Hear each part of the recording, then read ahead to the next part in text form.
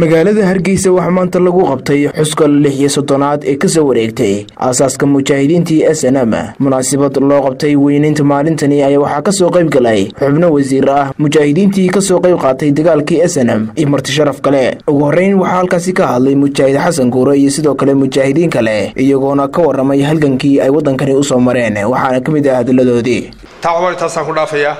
waa runtiisa halganku ma ahayn halgan isaaq oo kaliya leeyahay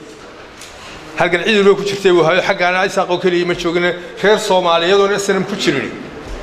oo dagaalka ku dhiman ma jirin ilaa baaray ilaa mayd ilaa sayla meel walba cid tiradu in kasta ha ahaatee cid walba oo Soomaaliyeed ku jirtay haddaad maalintaad guulaysatay sheegi kari wada taariikhdaada cid kale ku sheegi lixdankii waxaynu u luminay taariikhdeennii waxa weeyaan because wala naga adkaay waxaan aad ula yaabay inaan adeeruha walaalkay dhalay ayaa maalin wuxuu ugu yiri adeer maxaa lagu xidhay waxaan ku leeyahay meel iskuulka lagu sheegay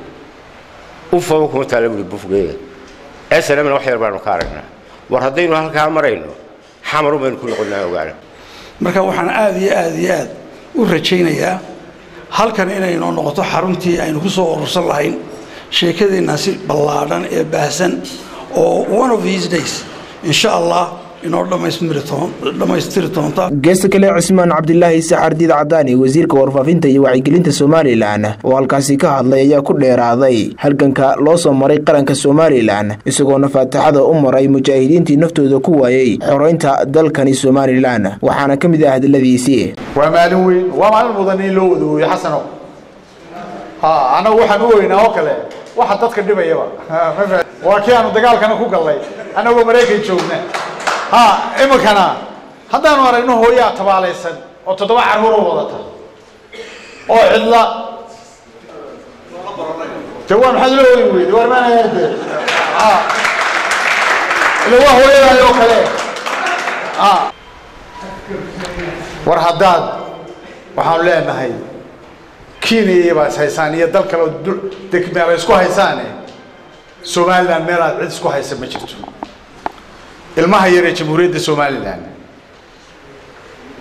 kayla la soo ilaa loo yaacday jooga woogiha wixii halkan ka dhacay waan woogiha wixii calanka Soomaaliyeed ku geysatay qaranka Jamhuuriyadda Soomaaliland ballan baanayna ku qaaday madaxweynaha Jamhuuriyadda Soomaaliland iyo kuwa dambe soo socdaaba waa Cabdisalaan Axmed Cawad Cabdi Germany Bulsha TV Hargeysa.